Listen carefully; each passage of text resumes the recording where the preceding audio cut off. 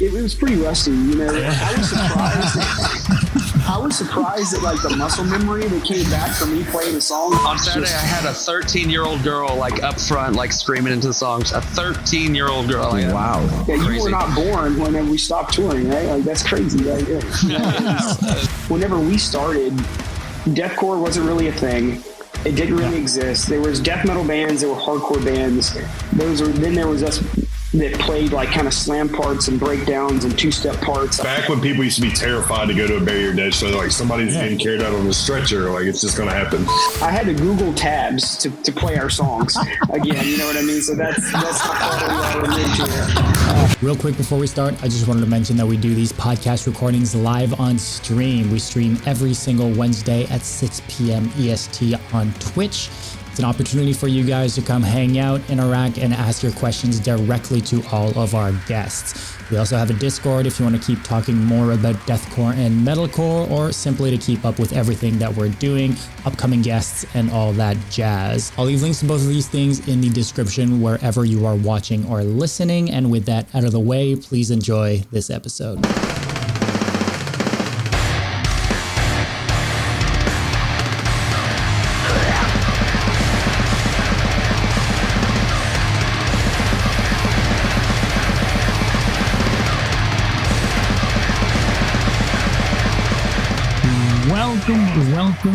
Welcome to another episode of the Brutality Podcast. This week we are joined by none other than the, how do I put it? I guess OG classic cult favorite Christian deathcore band With Blood Comes Cleansing. Boys, welcome to the podcast.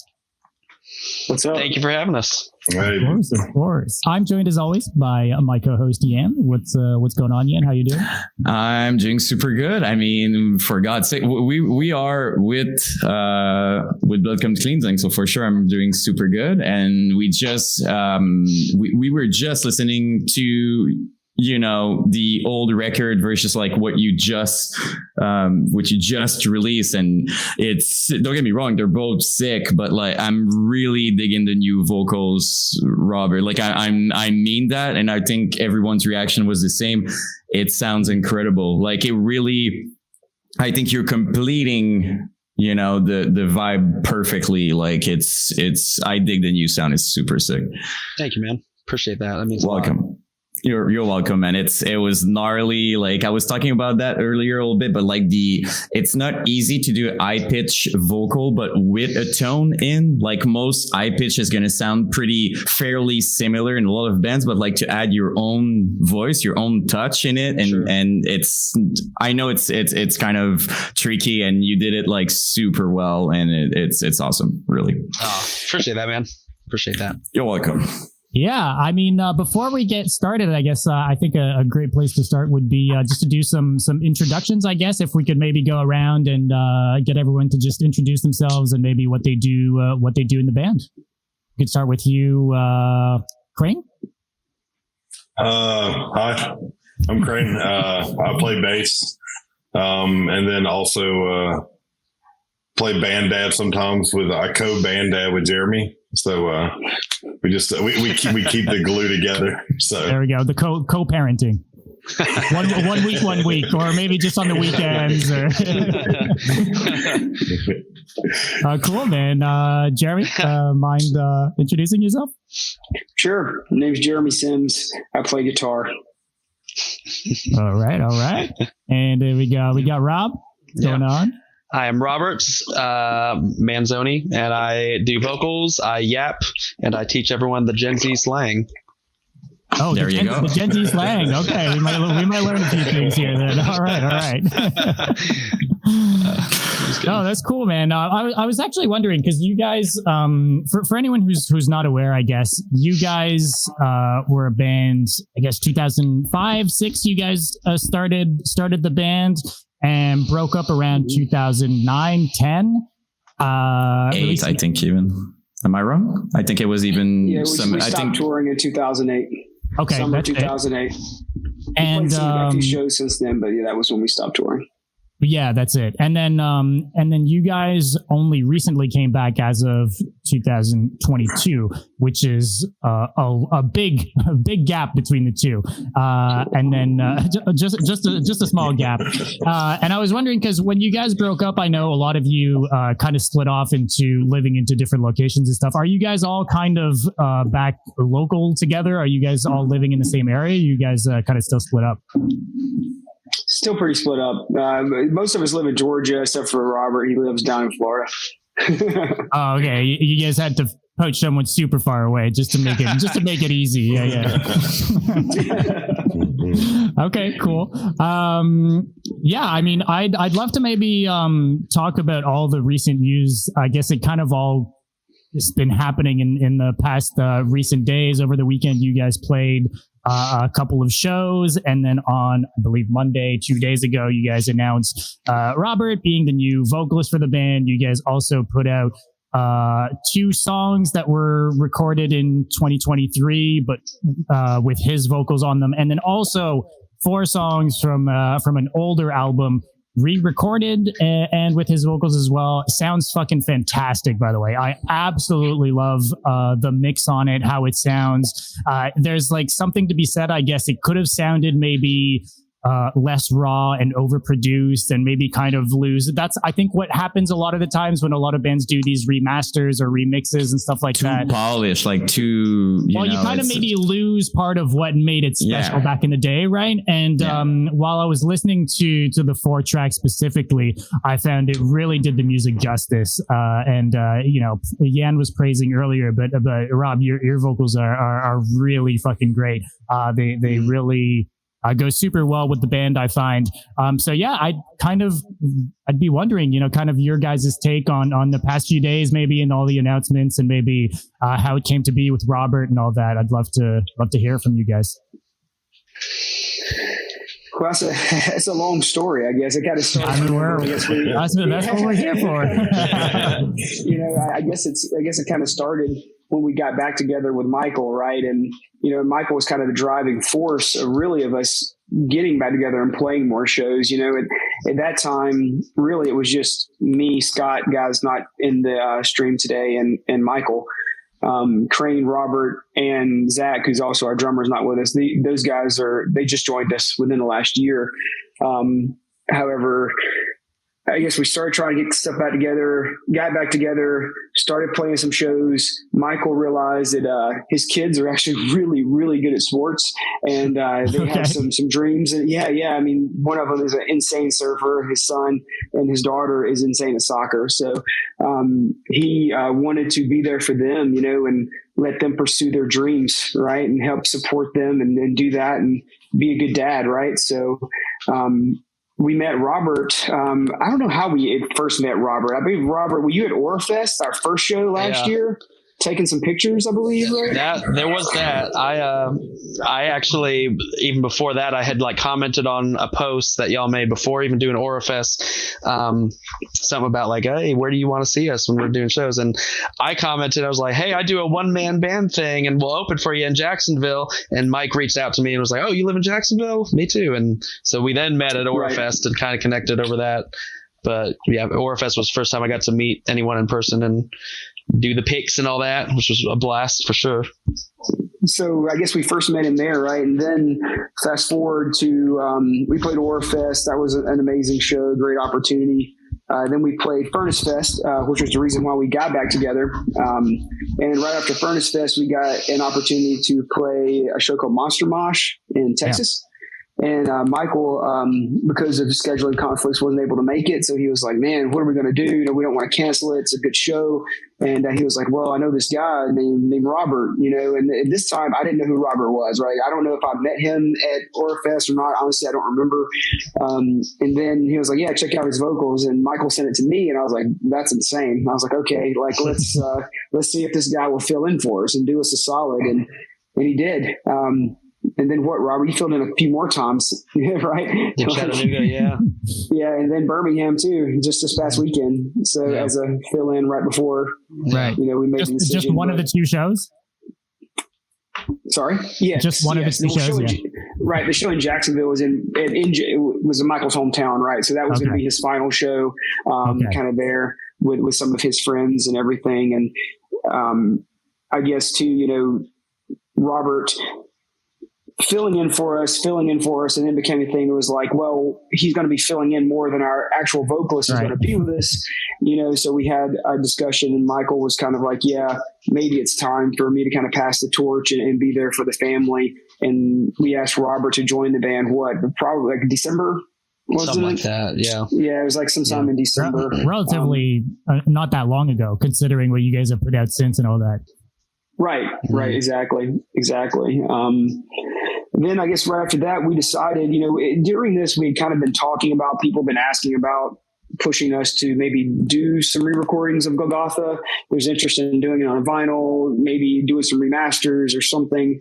And we recorded Golgotha originally in C back in 2006, drop C. Yeah. We almost immediately switched to 7-string guitars and started playing in drop A sharp back. And that was, like immediately within a couple months after recording it. Right. So we've been playing even live, I guess, like you were already not playing, exactly. You're not even playing the song the same. Right. Like immediately. Right. So we were kind of like, well, it would be really cool to do these songs like they are live. Right. Yeah. To kind of tune them down, do all that. And we actually, we started messing with it. It was like, okay, well, this is a good opportunity, to kind of announce Robert, show him to everyone. So when we do make the announcement, people aren't stuck with this large window of time wondering, well, what does this guy sound like? Who is this guy? And all this kind of stuff. We could immediately introduce him to everyone. And then that recording that you guys love so much, Robert actually did all of that himself. So he did everything. Like, we worked a little bit on the guitars together, but he played the guitars, bass, he programmed most of the drums from talking to our drummer. It was cost effective for one thing. But also he could do such a great job. So I've never been able to tell. You killed it, honestly, Ben. Really, it so good. It's a lot of work too. Like, and what I would like to know a lot is from your perspective, Robert. Joining such like a cult, like a big band, a big name like that. Like, I'm guessing even if that you have a lot of talent and stuff like that, like as a person, like joining with all the pressure, I'm kind of just curious how it went for you. Oh my gosh. Yeah. Initially, even just being asked to fill in, that alone felt like such a huge honor. Because I respect the band so much. I love just the history and the impact, and just all the time and stuff that has gone into the band over nearly 20 years. So that honestly, it honestly felt kind of tough to even accept like filling in initially, only because I was like, man, I can't do that. I can't live up to that. But I'm very glad that I did say yes. It's been awesome. And then same with being asked to step in, especially kind of getting to know Mike locally, and we've gotten coffee and hung out before and talked and stuff. So the thought of officially kind of stepping in and replacing him in that sense, again, it was like, I feel so unworthy to do that. He's a legend. That was a very tough thing personally, but at the same time, it was a huge honor. And he was so supportive and positive to me about it the whole time, which really meant the world. And still is, at any point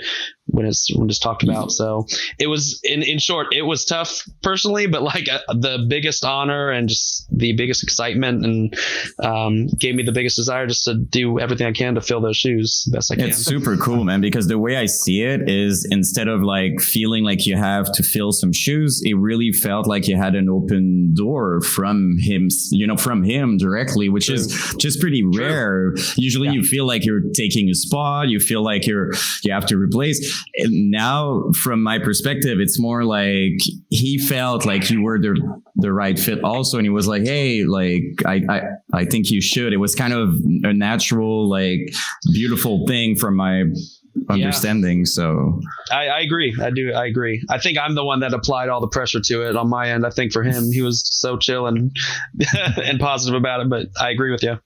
Yeah, cool but to also have the shows with everyone, you know, leading up to being asked as well, right? Like sometimes you're kind of jumping into something, you don't really know the guys all that much, and there's not much of a connection necessarily, but being able to actually hang out and play some shows and see how everyone is, I guess, is probably a little bit less of a leap of faith, you know, to jump into like a bigger project or something. And I'm assuming, definitely, right? Definitely.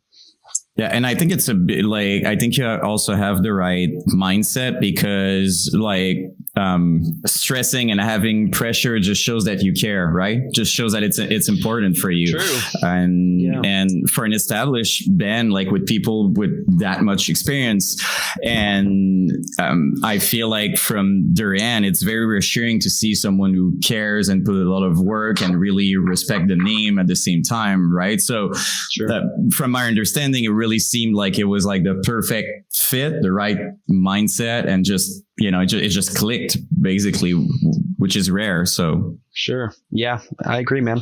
I agree. It's awesome. It's the best way basically to join a project, to join a band. So true. And it helps that everyone's just awesome too. Like, I mean, I have said it, but like, I appreciate just how welcoming and kind everyone's been. And like, I'm thankful to kind of have been able to step into this brotherhood with these awesome bandmates. I mean, I can tell you at the very least that Jeremy is very patient, because I had a video chat with him, and anybody who can stand being with me for hours and listening to what I'm saying is very patient and kind. So for what it's worth, I know that much. It was I don't know Jeremy, but he seems all right. I mean, I can confirm. Absolutely. There you go. And I had 50,000 questions, and he was kind enough. Like, I'm pretty sure like for a long time I was basically just ranting and asking questions that had absolutely nothing to do with the music. It was like spiritual and, you know, like big conversation, and answering all my questions. At some point I'm pretty sure I was asking about like angels and stuff like that. So very patient and nice. Underwear color, maybe? Did you guys get all the way there? The what? Underwear color? No, we didn't get that. We didn't have enough time. Just making sure. I think with more time, maybe, but we didn't get it.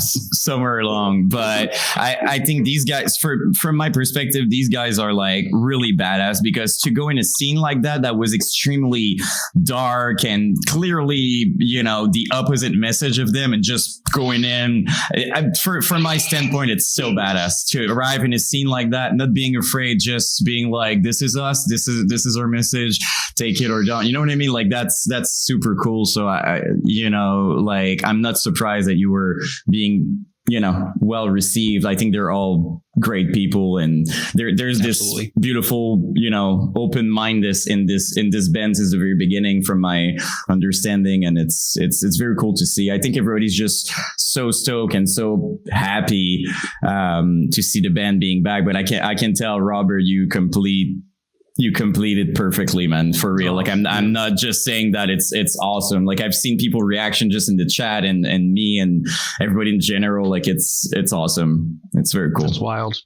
That's wild. That means a lot. Super cool, man. And by the way, like, I think Jeremy knows that, but I did a little video on my channel, and I was like, you guys are choosing the next band I'm going to be talking about. And With Bloods Come Cleansing would, you know, it was the number one comment with the most requests for a long time. So I was stoked, because first of all, I did reach out to the band, like, at the very beginning of my channel. I was like, hey, I want to talk about you guys. And so I was just super happy that people were, I was like, that's perfect. Let's just do it. Right. But I think it shows that people still care a lot too, you know, like, since everybody kind of wants to know what happened. So it says a lot when you're gone for that many years and people care just as much. I think it says everything. Right. So it's wild. It's very wild. To kind of add to that, I guess, when you guys initially decided to come back, you know, you guys put out the vinyl through Secret Swarm. Was that kind of the initial like push for you? Like, did that have any play in like seeing that there was still a hype for the band? Were you guys already starting to think about redoing the band at that point? Like, how did all that go down? I'd be curious. Yeah, I think someone reached out to Michael, actually, Secret Swarm, the guy, Ricky, I believe his name is, reached out to Michael. He's awesome. Yeah, and kind of mentioned it to him. We'd also had Pincore reach out about doing a pin, and from time to time we have people reach out to us personally on our Facebooks or Instagrams or whatever about doing something, over the years. And the vinyl sounded really interesting. It was just a perfect storm of contacting us at the right time with something that sounded interesting to us, and Furnace Fest coming back and being a thing and kind of getting everybody's nostalgia juices flowing, I think, and saying like, oh man, like it would be cool to do something like that. And, I think the vinyl probably started the initial group text between all of us. Sure. And that group text led to jokes and like, what if we did this again? Ha ha ha. What if we did Furnace Fest? Joking ha, ha. Unless. Yeah, exactly. And then we turned into like, well, let's just ask them, like, would you guys do it? If they said yes, we could play Furnace Fest. And everybody was like, yeah, I think we can make it happen. So we actually approached them. They did not approach us first. It was like, hey, with Blood, we'd get back together if you would have us. And they were like, 100%, we will have you. That's so fucking cool. That's really awesome. Yeah. And that's what started it. That's what started it. And with the vinyls and Michael's involvement, it was really like, well, let's do Golgotha. Let's do Golgotha. Yeah. So that was the original plan, was for us just to play Golgotha songs. Sure. And then did you guys expect to sell it out so quick? Like, I think it was a minute and a half, everything gone. No. All copies gone. That's pretty crazy. That's awesome. For a band that, you haven't that's been dormant, that hasn't been doing anything. That's pretty fucking crazy. But my first thought was like, this poor sap is going to put all this money into this record and he's not going to sell a single one of them. And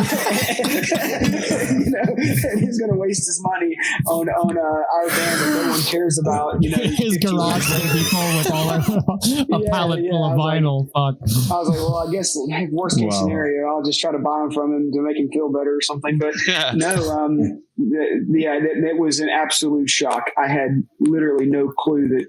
I had no clue at all.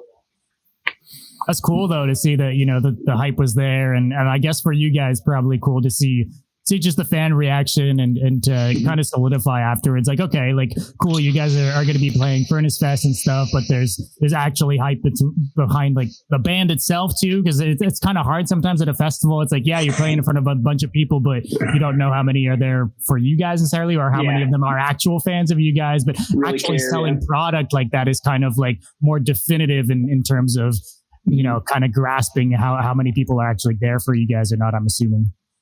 Right. And I know it's pretty early also to ask, but since you released the new material, well, re-release, I don't know to call it, but like, what's the reaction so far? Like, I mean, in terms of what people are telling you, and I'm guessing it's super positive, but I'm just curious, with Robert and all that, like, how's the general perception from your core fan base? I'd be curious.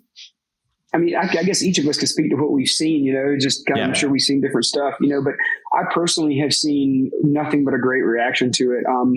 I'm super stoked. I'm glad we were able to do it the way we did, to make sure that there was no, or just make sure we showed everyone there was no ill will between Michael and us. Like, Michael's been my friend since I was a child. We grew up together in Alabama, right? So I didn't want anybody or any rumors or anything like that going on. And when Michael was saying what he did, kind of passing the torch to Robert, Robert being really, really good at what he does, and fitting us well, I think it all fits. I think it sounds good. Everyone has been super positive. The reaction from other bands was interesting. I've seen Vulvodynia share stuff. Yeah, they shared the stuff. Yeah. And guy from Peeling Flesh. Which are two bands that I just look up to so much. I think they're amazing. They're so sick. So they're so sick. Yeah. It's floored by that. You know what I mean? And it's just been overwhelming for me. It's really cool. Really, really cool to see. That's awesome. That's really cool to see that people have been supporting. I think I'd be curious to have your guys' take on maybe what the landscape is maybe today versus before, as much as just like the deathcore scene. I mean, obviously you guys were around way back in the day. We're playing with a lot of these bands that are fucking massive now or don't exist anymore. There was clearly you guys were a very big part in there was a whole movement around like Christian metalcore and deathcore and the Scream the Prayers and all this stuff, face down bands and this big culture that was around it, which maybe I'm mistaken because it's not like my core like thing that I listen to, but I don't feel like there's as much maybe hype around that specific niche as there used to be. But I'd be curious from you guys, maybe stepping back into the band in 2022 until now, maybe what the differences are from the scene back then versus now. Especially, I mean, there's clearly like a revival with all this like old school sounding, people will say like the MySpace era of deathcore or whatever. There's like a resurgence of newer bands doing that style, but also a bunch of bands from back in the day that are also coming back. All Shall Perish announced that they're coming back today. We got Elysia putting out some stuff that was announced a few days ago. There's a bunch of these bands coming back up, kind of like you guys. So yeah, I'd be curious to have maybe your guys' take on how the scene feels like now compared to back then. Go ahead, dude. I think we can all say that we always say there'll never be nothing like it was back in the day. Like back in the day, it was absolutely insane. I feel like back in the day, there could be 5 local bands that nobody's ever heard of and it's still sell out. You don't know why, but back then going to shows was kind of like a way of life. It's what you did. You went to like your friends. You bought really bad merch that somebody made in their basement, and which is now being resold on Facebook for $80 because nobody can find that shirt. Vintage now, right? So, but stepping back into it in this capacity has been really amazing to see that I feel like there's a hard push of. The only thing that's a little different now is like some of the shows we went to. They're like, "Hey man, it's so good to see you guys again." Also, here's my 8-year-old child. You're like. Oh, okay. So now we're like the grandparents' death metal band to you, but it's kind of cool to see that generational pass down of like your kids get to see us. Like that's very unique. Like we weren't lucky enough to get to see like our parents' bands. Like I never got to see Zeppelin or whatever. Right. So in this death metal scene, it's cool to see families and they're still like bringing their kids around this environment. But yeah, the bands nowadays, they're doing it heavier. They're doing it faster. I mean, the double kick speed now has just gotten out of hand. Like it's where you can't even register it. But I think people are really giving it an honest try to let it resurgence again because with these old bands getting back together, I think what it's done is it's kind of give the older generation a chance to relive their heyday. So I really consider us like very fortunate to be a part of that, and the response from everybody's been great. We'll hear like, "Hey man, I used to listen to you guys in Sunday school," and we're like, "Oh man, that's cool." And we're, if we're hearing that now, we're like, "Yeah, man, we're not old." But back starts hurting. Yeah. So, well, that's one of the things with Robert too is like, with him being the French face of the band. Talk about this. Yep. Yeah, I was in the 3rd grade when these days were going on. Okay, so that's real. That's real. So I've had to explain to him that back in the day, like when you go to shows, it was like an absolute war zone in the pit, and like people were terrified for their life. Yeah.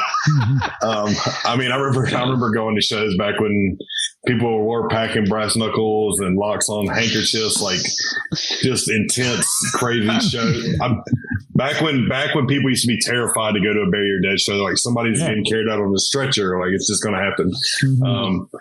So I feel like I've been trying to give the highlight reel to Rob. I'm trying to catch him up to speed. I'm like, "Hey, listen to this band, listen to that band," and like I'm working on him. So, but yeah, it's long-winded. I appreciate it. But specifically to talk about like what it was like for like us, like whenever we started, deathcore wasn't really a thing. It didn't really exist. There was death metal bands, there were hardcore bands. Then there was us that played like kind of slam parts and breakdowns and two-step parts all in the same kind of music. And then, because I was heavily influenced by Hatebreed, Black Dahlia Murder, and Dying Fetus and Suffocation.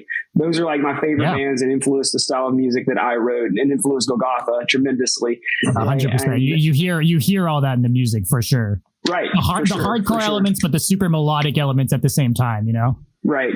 And, so at the beginning, there was almost no scene. It was starting, and then definitely no Christian scene. So that was kind of weird. People would talk about, Living Sacrifice, and then there was Zayo and Norma Jean and bands like that, but not really sounding like us, right? There was a Christian scene for deathcore. The Christian scene around that same time, though, did start blowing up, just Christian metal, right? Just metal as a genre, all sorts of metal. And I think some people kind of bought into that or used that to get a good start, because you could say, hey, I'm a Christian band, and you had an immediate fan base, right? People were like, you're on Solid State Records. You had people that trolled Solid State Records just for adding new fans and seeing them and catching them and supporting them. Because, in the Christian community, that's what we do for one another. We support each other. We stand behind one another. So I think there was a little bit of maybe some people using that to kind of get a boost, but for us, we played churches, some we did, but we also toured with Whitechapel and a bunch of bars, or Elijah, right? They're coming back, and we toured with them on, I think maybe the only tour they ever did. I don't even know if they did anymore. But they came to the East Coast once, and we toured with them up the East Coast, and that was gnarly. We can talk about that. That was one of the most insane things I've ever experienced. Yeah, that was insane. The most insane crowd, probably, Elijah. Like the most insane fans ever. Like, we can definitely talk more about that, because it was an interesting experience all the way around. But then you kind of fast forward through that. We had our support. We grew some of the deathcore scene. We had, a pretty good, I guess, response from other bands, from the crowd. Sometimes being a Christian band struck people the wrong way, so that was difficult sometimes. But other times it was really positive, and now, fast forward all these years, it seemed like the deathcore metal scene kind of died there for a little bit and kind of took a big low. And then it started coming back, and bands like Lorna Shore, getting so popular and pushing really heavy extreme music to such a wide fan base, I think has been a huge resurgence for everyone that plays heavy music, right? That's kind of paved the way undeniably for us to come back. Yeah. I think it's a fact at this point. Like it really, it's awesome, I think.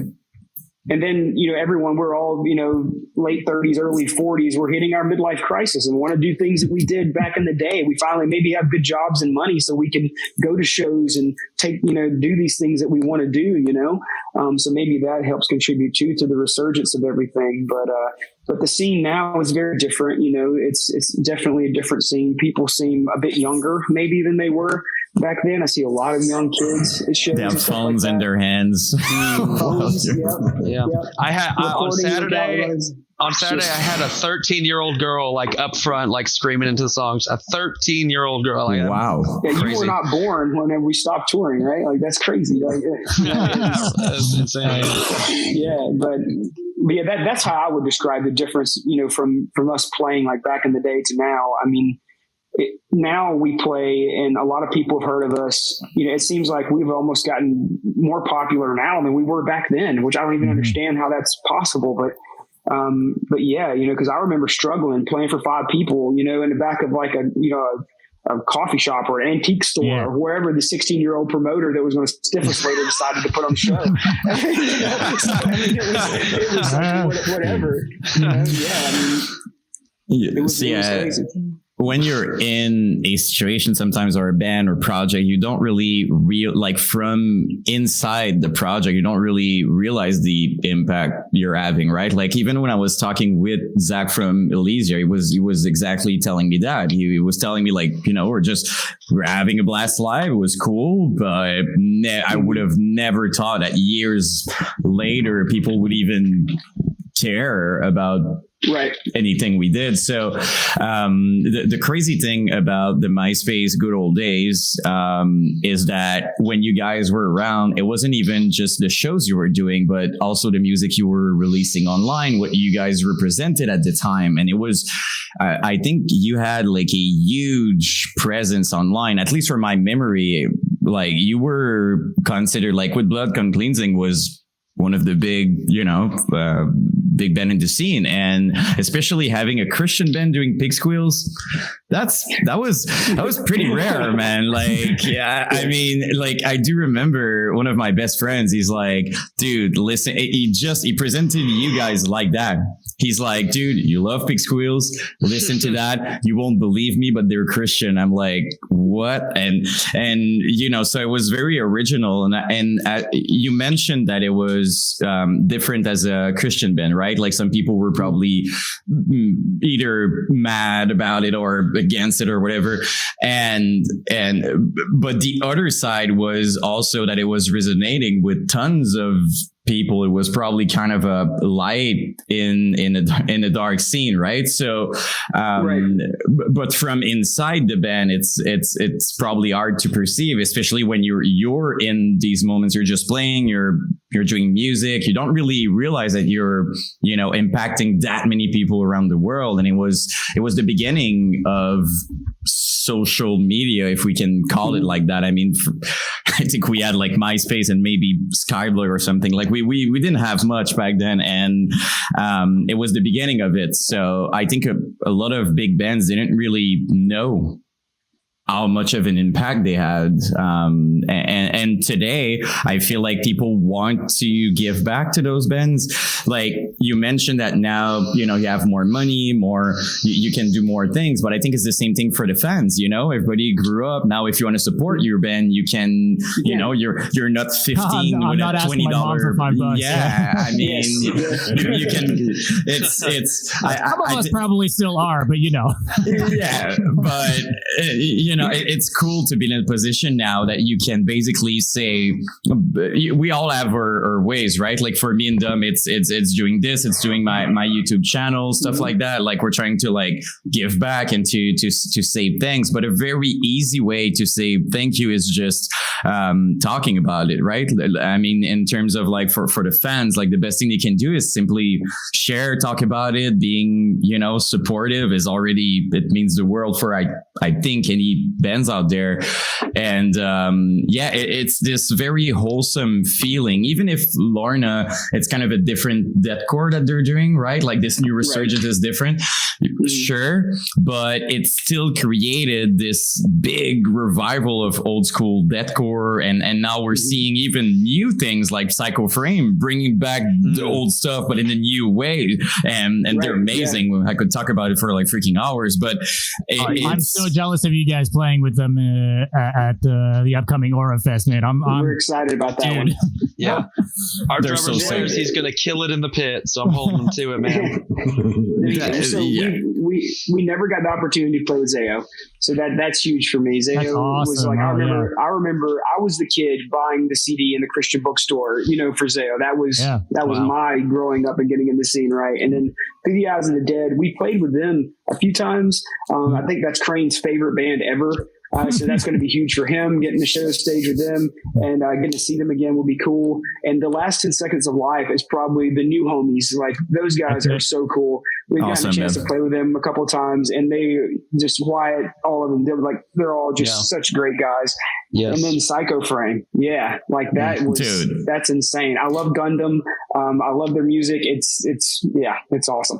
It's super sick. So like, I feel like for the band, it's very wholesome to see that people care. But I feel like for the fans, it's like we see bands right now, like All Shall Perish, like all these big names coming back. And we're like, what's happening? And even something a little more underground, but I'm very happy about. Even Jerome is talking about making new music now. And and they're so sick. So like, it's I keep spoiling it. Like maybe I should I keep saying it every time.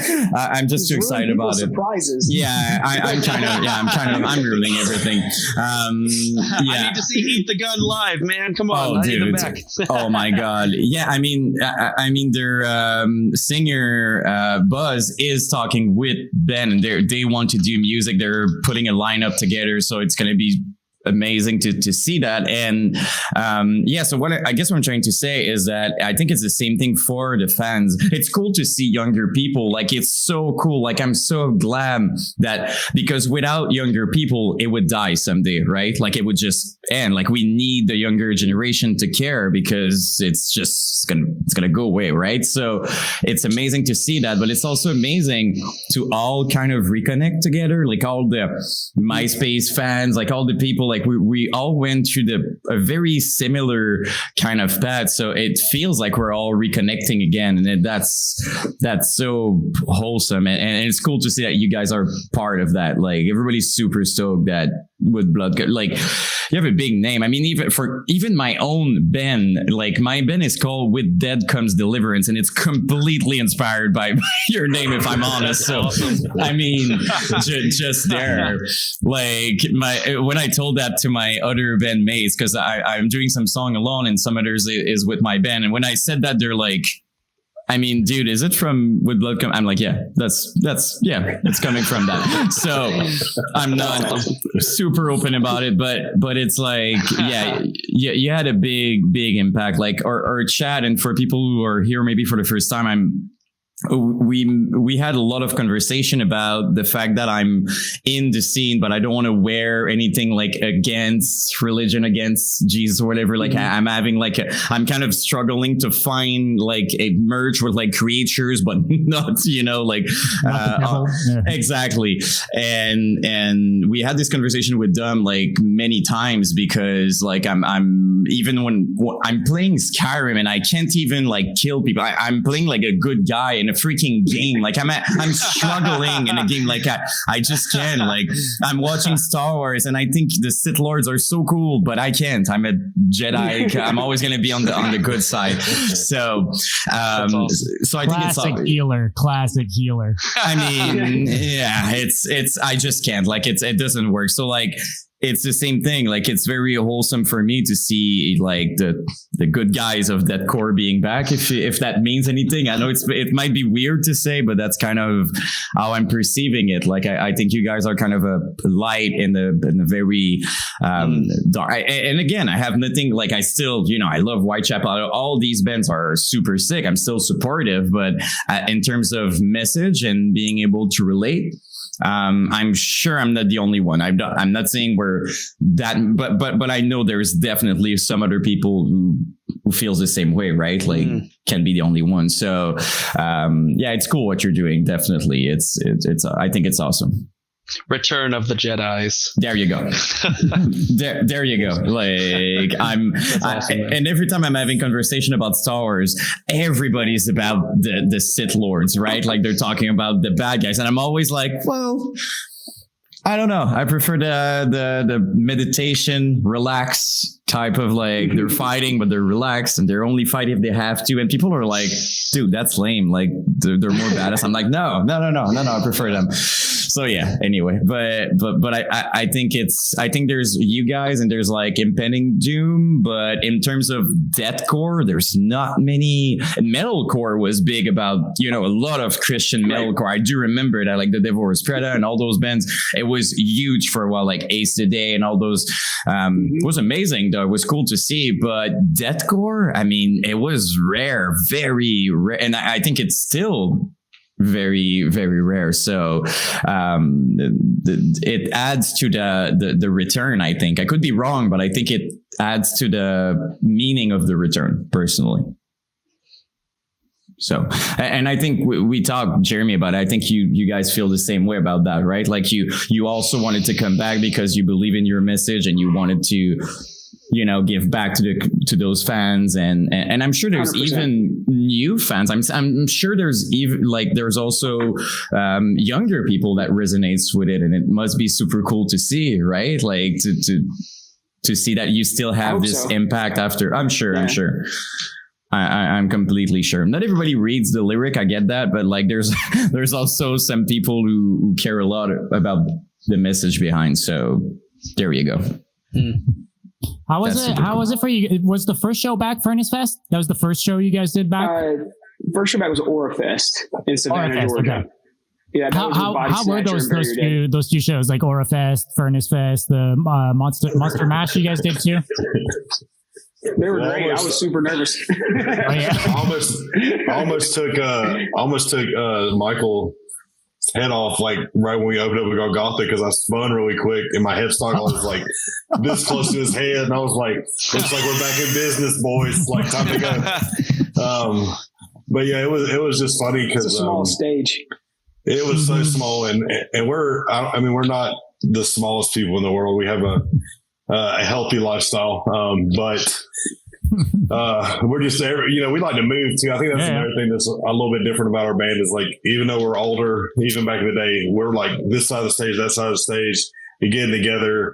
A lot of bands in metal like just sit there and hair circle the whole time, which is awesome because some of the bands don't do that. But we like moving around because that's what I was gonna say. But we really like moving around. We like everybody like being fully involved with the crowd. We like people running by us, almost knocking me over trying to stage dive. Like we're a very, very active band. Yeah, I think we all love the chaos for like stage dive, like, bring it, because we want our show to be like interactive. We don't want people to just have to be like, I'm here, this is cool. It's like, no, man, if I need to get down and you need to jump off my back while I'm playing to get a stage dive, like, let's do it. Like, because we like Jeremy said, hardcore, metalcore, or hardcore, deathcore. We want that mix. So and Aurafest was really cool.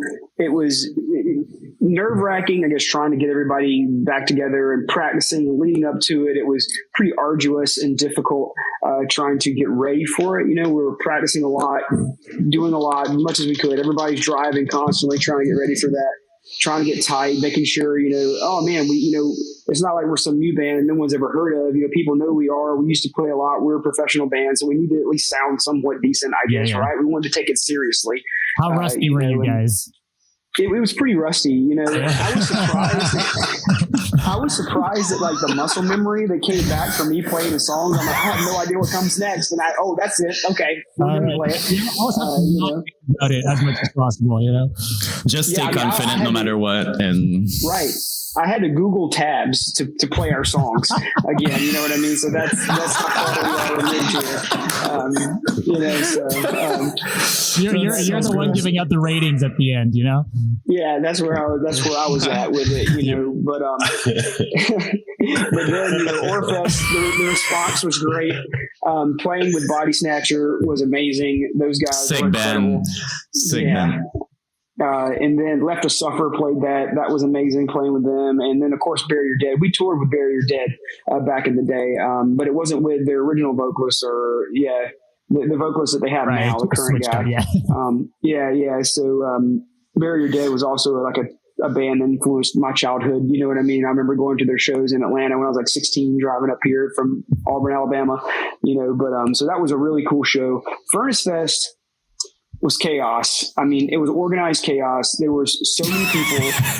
So many, I love the term. Organized chaos is perfect. Sorry. We're like, I don't even know where to go. Like, where do we park our car? Where do we put our merch? Who is who? So it's this big event. Kind of reminded me of like a Cornerstone almost, or something like that we played. That's a festival that I could think of. But then playing there, we got super lucky. We got a very fortunate time slot. Playing right after Orthodox and on the same stage with like Hate Breed, Gideon, and Norma Jean, everybody in the Shed for the Shed Bash.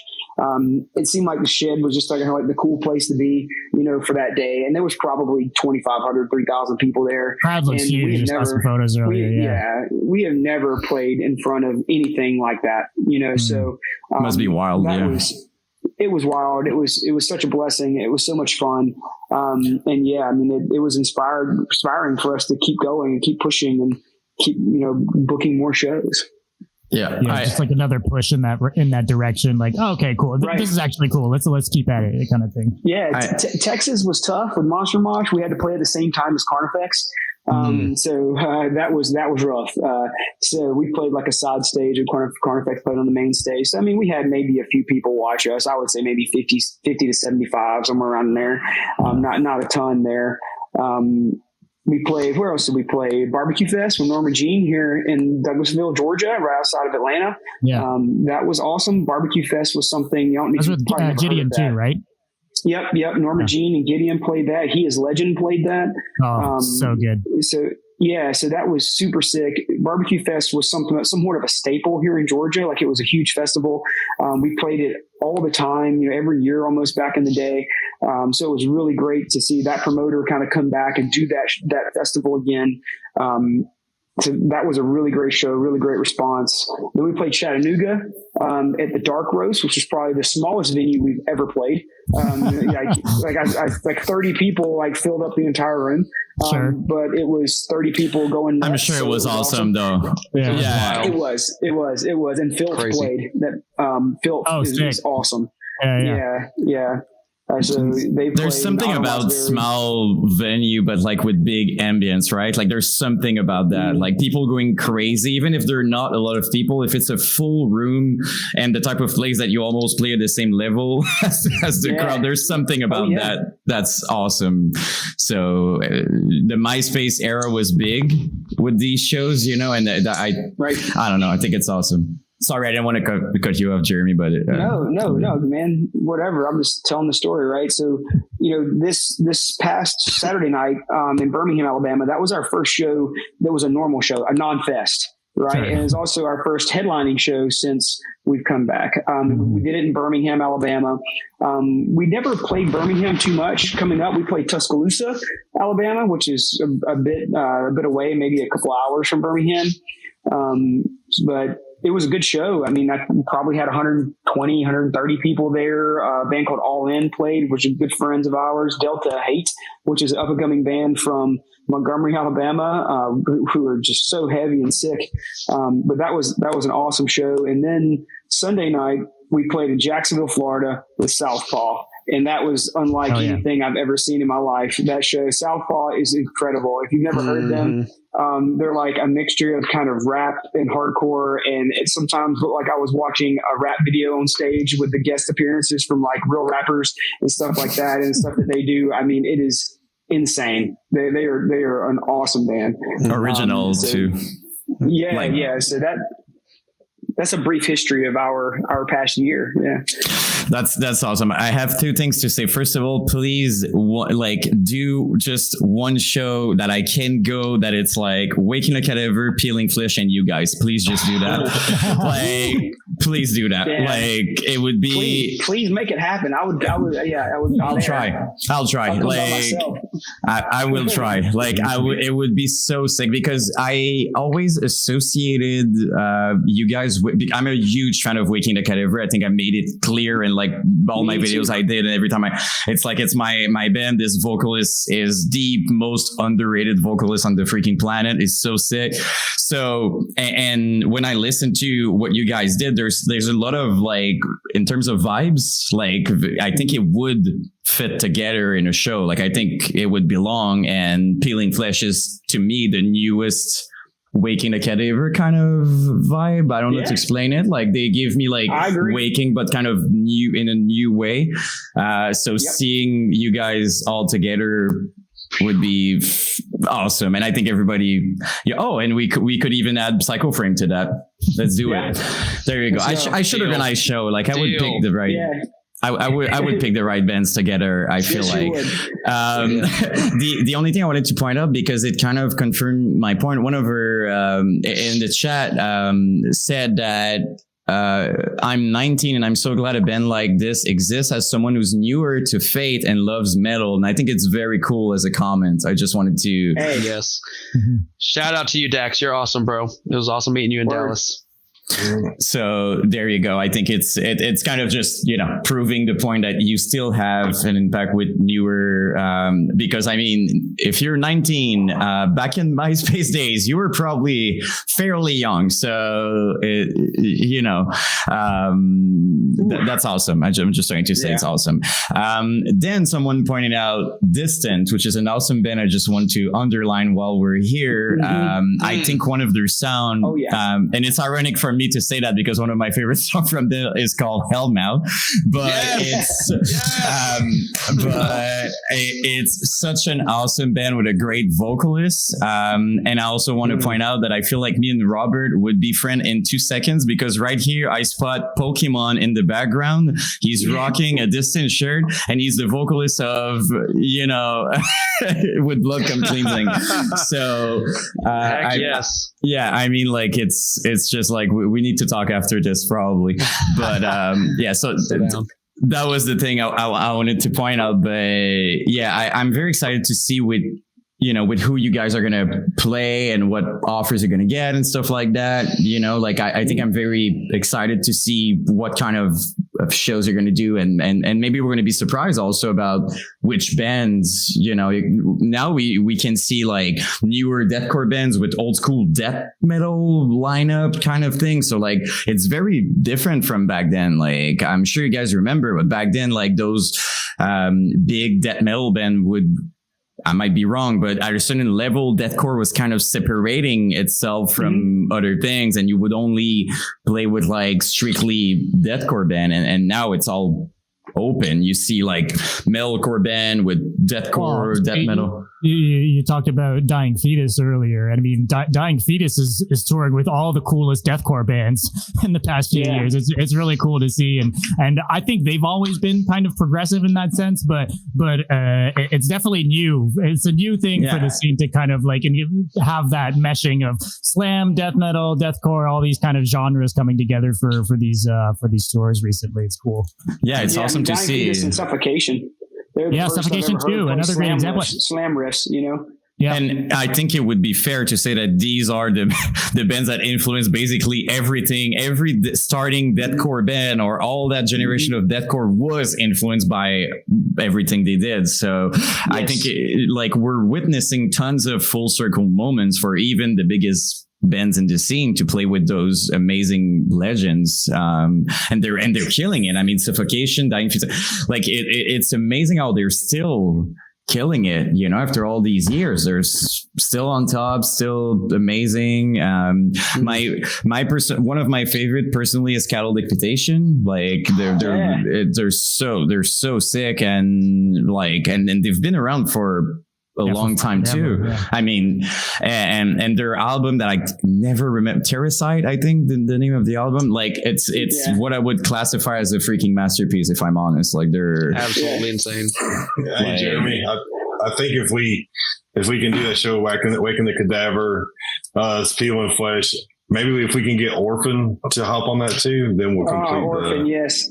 That's the other band that I can't shut the fuck up about. Orphan is so stupid insane, heavy. It's dude. Insane. So there's the lineup. They're probably the most underrated out of like that style of band, like that kind of like heavy deathcore thing that they're going for. Orphan is criminally underrated. I'm so happy you mentioned them. Yeah, I could be wrong, but I see them as when we had like this big, like beat down kind of vibe, like very like heavy. It feels like they're coming more from this side of things, Psycho Frame is like really, I don't know, like slammy, deathcore, groovy, and them, I feel like they're very beat down and going for the heaviest thing possible. So yeah, that lineup would be insane, honestly, like just insane. I think it would sell out in minutes if I'm honest, probably. I think the only thing that was like has been disappointing since we've been playing again was playing in Jacksonville and Fred Durst not coming out was the only thing that really. Okay, right. Okay, and I can see that. It's kind of. Well, I was maybe, like, wait, I thought. Maybe he was there. You just don't recognize him. He's wearing all sorts of outfits now, right? True. So, Could have been the old guy standing in the back, the cowboy. Low profile, just in back of the room. I'm sure he can be pretty incognito these days. I'm pretty sure he's got a few costumes in his wardrobe. Yeah, it's also. I just want to point out how crazy it is also to see. I'm always been about new metal, right? Like all my life, like I always loved all those bands, and not only in metal, but even new metal is kind of back in many ways. You know, like those big bands are coming back. Like I'm a huge fan of Alien Ain't Farm. They're still playing. They're around. They're awesome. Like I feel like we just. Everything we loved and we grew up with is coming back. Like it's just so sick. Like Blink-182, it's another kind of scene, but even seeing them back, like it's so. We're witnessing like a very big comeback from tons of different sides. It's great. I think it extends more. I think than deathcore, right? Yeah. It's super cool. And like, because if we remember back in 2012, 2013, I mean, I keep saying it, but like around the time that like Mitch Lucker passed away and like bands were moving on to other kind of deathcore, like kind of, you know, everybody was kind of going, it was a weird moment. Like when every band was gent for absolutely no reason, all of a sudden, all doing gent stuff. Okay. They found the sugar. Yeah, that's kind of what happened, you know, like North Lane leading all of that and like all these bands. And I'm not against it. I was just not the biggest fan of it. And for a while, deathcore was no, you know, it was kind of going away. And so for now to see it back, not only fully, but to see old school deathcore coming back, you know, because when Lorna came back, it was awesome. But to me, it was a different deathcore. It wasn't the deathcore that I grew up with.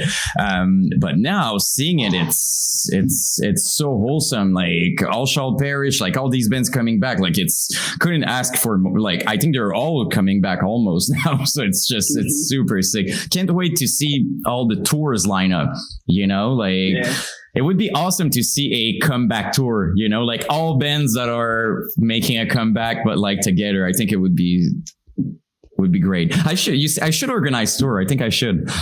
I have all these ideas. I really should.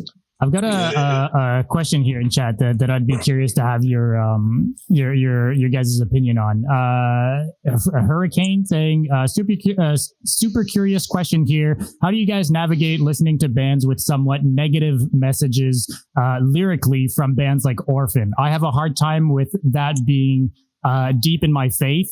And I was just curious how you guys felt about that. Great question, I think. Oh, kind of curious too. I'll pipe in real quick if that's cool. Of course. For me, I have never had like the absolute strongest conviction against listening to stuff that's not Christian. That's only because, you know, if I like the sound of it, I like the style, I kind of just mentally kind of look past the message. If it's, you know, if it's something that is like very overtly like, you know, I hate Christianity, like anti-religion. Yeah. If it's like really overt like that, okay, I might be a bit more picky and try and avoid. But for the most part, I don't know. I think I do think that it's also a good conviction-based thing. You know, if you feel anything against it, I would definitely say just, you know, stand by that. Don't, you know, there's plenty of other stuff out there, even if it's secular, that's not overtly negative or at least not quite to the same extent. But I see like Behemoth. Yeah, I mean, I don't know. I don't listen to Behemoth too much as it is. I know that someone else can pipe in. I'm sure y'all are a bit more familiar with their content lyrically. So I actually love Behemoth so much, but I don't listen to them because of their message. Yeah, I mean, musically, I think they're a fantastic band. Them and Demi Bourgeois as well. Like I think both of those bands. I love black metal, and black metal is much more difficult because it tends to be much more against specifically Christianity, right? You know, so that is difficult for me when it's kind of I don't know, almost evangelical and like, but the opposite of us, right? Like it's Right. a very proclaiming Satan, pushing those things forward, pushing those ideals forward. That's hard for me. But if Behemoth puts out an instrumental, I'll listen to it. You know, but I think the most important thing is individually. You know, we have our walks and our walk with God, and to stay true to your convictions, and you know, never waver from those. You know what I mean? So whatever you feel is not right for you, then you know, let that be not right for you, and don't let anyone change your mind. I think it's a good way. It's a good way to put it, because I think it's something you can feel, right? Like it's something you just feel inside kind of easily. So not listening to yourself would be the wrong thing to do. Like if it doesn't feel right, it doesn't feel right. Just, you know, like Robert said, there's so many bands. Like, I mean, there's so many things you can listen to. And even if sometimes they sound against religion, sometimes it's just, you know, about whatever, like a medieval war or some fictive scenario. So like, there's plenty of bands like that. They're not all, sure, if you go in black metal, you're going to have a hard time probably finding, you know, positive lyrics. But I think, but Hurricane, I think it's a good question. I think it was a good question, because I'm sure a lot of people are wondering that, like, when it feels wrong, should I stop? Should I? But I feel like sometimes it's doable. Like I listen to some things that I just don't pay attention to those. I am going with the vibe of it. I just don't, you know, chant with it. I just don't, you know, go with it, and I'm fine. So just listen to yourself. I mean, that's basically it. And I think this, my view on it, Robert, is gonna hurt your feelings. Being a music guy, I mean, it all as much as I listen to music, for me, it's almost like in certain bands, it's almost like the lyrics get buried in the music. Because I'm a very like music purist guy. Like I'm the bass player who tries to listen to every drum hit there is. So I just submerge myself in the music more than I do the negative connotation of the lyrics. Like I don't attach myself to, because even in my faith, like I won't connect myself to Behemoth and stuff like that too. But even in aggressive and violent music, I mean, just the very first Whitechapel album lyrically was enough to. I think there's a lot of deathcore that's been super problematic over the years, regardless of your faith or not, you know? Yeah, but like Jeremy said, I mean, even for them guys taking Whitechapel out on tour and stuff like that, and people coming to know us and stuff like that, and what our band stands for, and loving people and letting people know, you know, Jesus and what, you know, that we're here to people. We're all humans. But I think we just connect to it individually on our own faith and the things, because I think we all need to self-manage the things we let in and out of our heart. Mm-hmm. Where you're at, you know, in your faith walk or in the world, you need to self-manage the stuff that you're letting in and out. So I think there's something to be said about also like listening to a band isn't necessarily an endorsement either. Yeah. You know, like everyone kind of has their own, I guess, relationship with. I know personally, like me and Yan connect to music in very different ways, right? Like Yan is very like way more emotional. Emotional. Like I have more of a hard time, I guess, maybe like fully like connecting with music, regardless of what the subject is, I guess is. So for me, it's a bit easier to say like, well, you know, I can listen to something that I don't necessarily fully agree with and kind of let it slide by. But again, I think that it all comes back to, you know, everyone has their own, you know, makes their own choices. And I think you have has to be comfortable with whatever you're comfortable with, and that's the way to go. I feel like because people do that with us, right? Like we have so many people that listen to our music that aren't Christians. They don't agree with our message at all, but you know, they like our music and they listen to it, and that's fine. And we appreciate that, you know? So, I think it goes the same. Like I like Orphan. I listen to Orphan. I listen to Peeling Flesh. I listen to Whitechapel. I listen to all these bands who, you know, I don't believe they're Christians, you know, so it doesn't really affect me, you know? Yeah, I think it's different for every person. I think a big proof of that, like on my channel, I swear to God, I just did a video about and hell followed it, and then it's you guys. So it's kind of, I mean, but Dom's right about that. I'm very, Jan's a big teddy bear confirmed. Yeah, I'm very open-minded about the fact that I'm sensitive. Like I watched The Lion King and I'm crying every time his dad dies. Like I'm super emotional. I'm okay with that. But it's when I'm connecting to a band personally, me and Dom were different. I'm entering into a world. Like I'm kind of, you said like you're not necessarily endorsing them.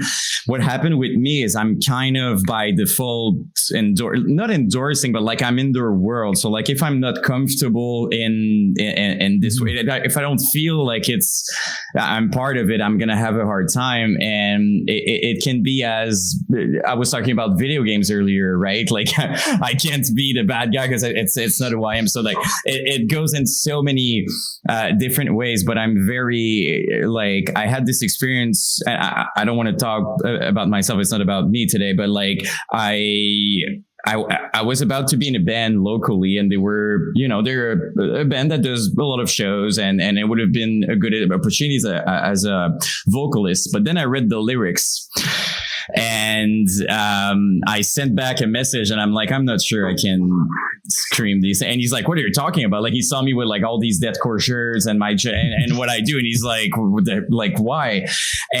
But the lyrics was directly like, he was basically trash talking Jesus in the music. I was like, yeah, that's I don't.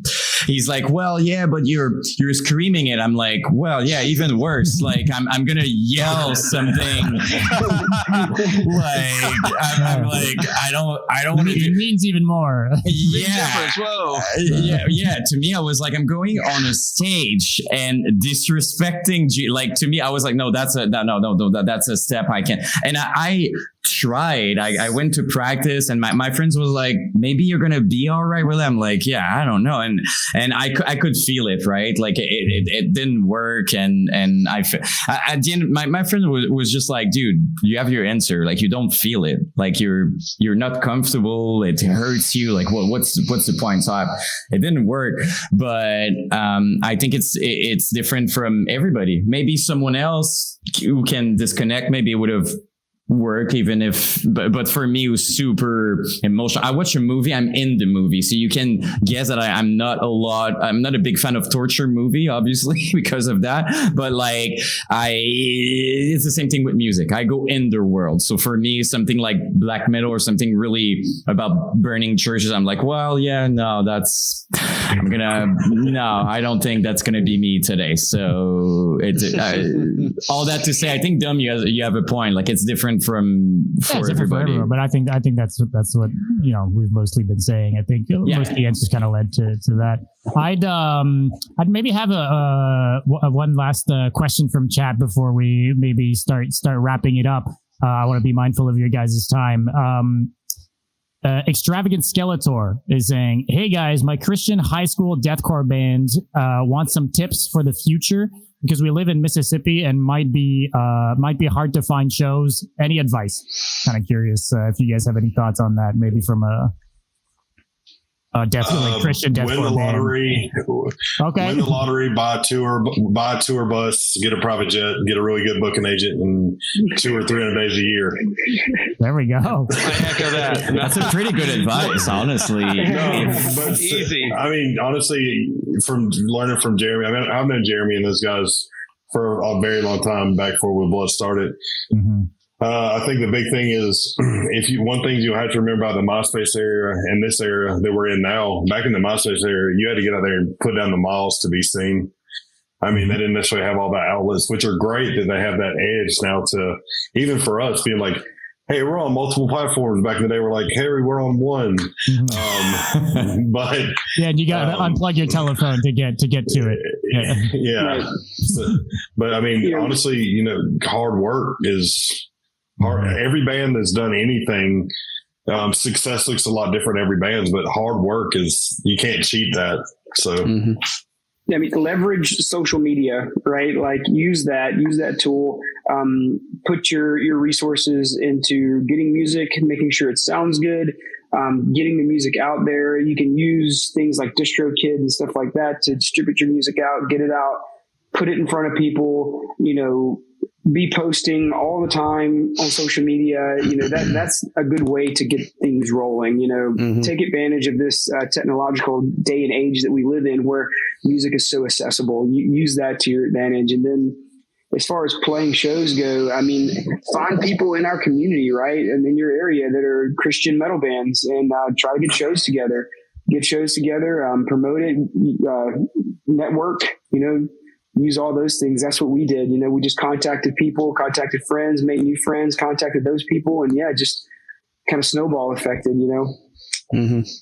I would say too, just to kind of add on as well, like especially these days, like it's so honestly, there's as we were saying, there's so many bands. We're like almost oversaturated with bands, which is cool in many ways, but it definitely makes it more challenging. So just when it comes to like writing music and stuff, finding a way to stand out, which only you can find the way to stand out the best for your band, but finding a way to stand out and to put in that work to make sure that you're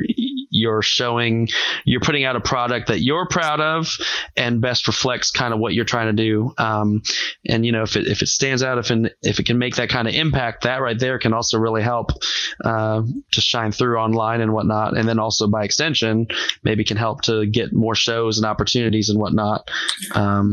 Like I was really just about to say something very similar, if I can. Like I've never been in like a big thing, band or whatever, but like I've got this little thing going on right now that's working on YouTube. I don't want to jinx myself, but the thing I would say is kind to complete what Robert said. If you would go to the bank and you would start a company, the first thing they would ask is what makes you different? What makes you different from your competition? Because as much as you love other bands, I wouldn't say like you're competing with people, but in a way you're competing for attention, right? Like you're competing for people's attention, which is very little time nowadays. It's like they're going to give you 1 second with their eyes and then they're gone. So it's about standing out and not being scared that you don't sound like anybody. Because if we go back in the MySpace, go to old days, if I say Veil of Maya, we're all going to have a sound in mind. If I say Imure, we're going to have a sound in mind. If I say Attila, as much as people wanted to hate, they were different. Probably some of the worst lyrics on the planet, but they were still different and they stood out and they had their tone. So like sometimes it's scary to be different because you don't have any reference. You're like, oh my God, it doesn't sound like anything. But sometimes in most scenarios, it's a very good thing. So like I wouldn't be afraid to just be different and not sound like anything, because it might make a big difference. I just wanted to add this little part. Yeah, man. I'd love to maybe, again, I want to be mindful of your guys' time. I'd love to maybe, if you guys want to speak on what you guys have coming next. I know a lot of new stuff dropped, but if you guys want to plug that again, or if you guys have anything coming up. I know you guys got Aura Fest that's coming up, but you guys also announced a show today. If you guys want to kind of plug your stuff, that'd be great. Where people can find you, all that good stuff. Sure. Of course, we're on Instagram, find us there. Facebook, find us there. TikTok, not as much, but we're trying. We're all old, so we're trying to catch on to that. So bear with us. We will be there more too. A bit longer to learn the dances. Right, yeah. We'll get something going for you guys. Once I get the TikTok login, I'll do the dances. I'll get that. all right. There you go. There you go. Pray He's about the that, resident young guy. But no, we just re-released 4 songs off of Golgotha, our first album off of Blood and Ink Records. That Robert recorded. It's with his vocals on there. So if you guys are curious of what he sounds like, please go check that out. We also re-recorded. Robert re-recorded. We didn't re-record the music for Pericardial Effusion and Evangelion. So go check those 2 out as well. Our next show coming up is March 1st, Orfest. We're playing Friday, the first night with Zao, Through the Eyes of the Dead, Psycho Frame, The Last 10 Seconds of Life, and so many other bands. It's going to be a killer show. That brewery there is really awesome down in Savannah. Savannah is a really cool town.